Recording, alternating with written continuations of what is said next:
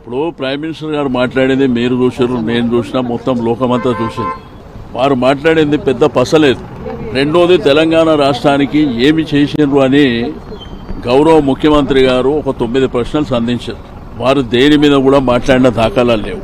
ఆయన జనరల్గా మేము ఇంత డబ్బులు ఖర్చు పెట్టినామని చెప్పి జనరల్గా చెప్పిండు. కానీ నేనేమంటున్నా అంటే, నేను ప్రైమ్ మినిస్టర్ గారు ఏవైతే చెప్పినరో వైట్ పేపర్ రిలీజ్ చేయమని చెప్పాను. 5 ప్రాజెక్టులు ఇచ్చినామన్నాడు, వైట్ పేపర్ రిలీజ్ చేయమని చెప్పండి. ప్రజాస్వామ్యం లోపల కేంద్ర ప్రభుత్వం కొన్ని ఇండికేటర్స్ ఫిక్స్ చేశారు. దాంట్లో ఏంటంటే ఫుడ్ గ్రెయిన్స్ అన్నీ గవర్నమెంట్ ఆఫ్ ఇండియా కొనాలి, ఫుడ్ కార్పొరేషన్ ఆఫ్ ఇండియా కొనాలని. ఆయనేమో నేను కొన్నా అని చెప్తాను.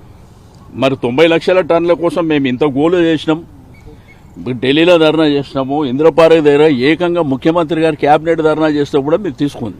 రెండవది ఏంటంటే, ఈ ప్యాడీ వరిధాన్యం అనేది ఏంటంటే కొన్నా అంటే ఇంట్లో పెట్టుకున్నాయి. వారు ఎక్స్పోర్ట్ చేశారు.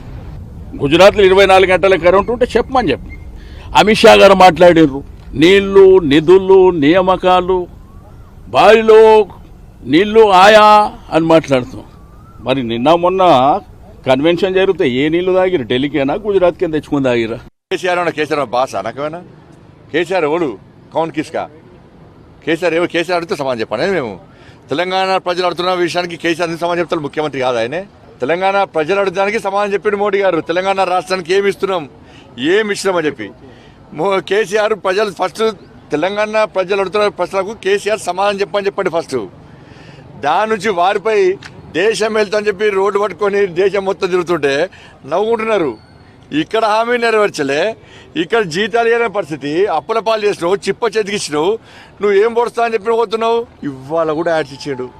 భారతీయ జనతా పార్టీ మోడీ గారి యొక్క బహిరంగ సభ భారీ స్థాయిలో విజయవంతమైంది. దాన్ని చూపెట్టద్దని చెప్పి వాళ్ళ ఫ్రంట్ పై యాడ్స్ దేశం మొత్తం.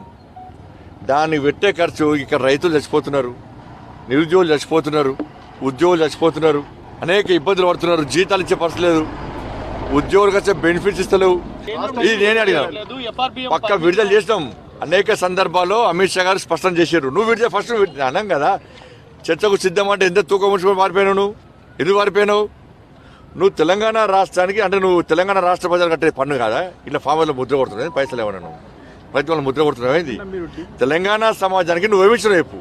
కేంద్రము మోడీ గారు క్లియర్గా ఏమిచ్చినామో, ఏ సంక్షేమ పథకాలు ప్రవేశపెడుతున్నామో క్లారిటీగా ఎక్కడ విమర్శ చేయలే. గుర్తుంచుకోండి, మాకు కావాల్సింది విమర్శలు, ప్రతి విమర్శలు కాదు. తెలంగాణ సమాజం, తెలంగాణ అభివృద్ధి జరగాలి. హాయ్ ఫ్రెండ్స్, మా టుడే టుమారో యూట్యూబ్ ఛానల్ చూస్తున్నందుకు చాలా థ్యాంక్స్.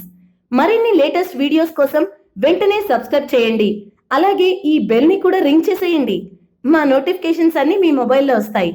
అలాగే మా వీడియోస్ మీకు నచ్చితే లైక్ చేయండి, షేర్ చేయండి, నచ్చకపోతే కామెంట్ చేయండి.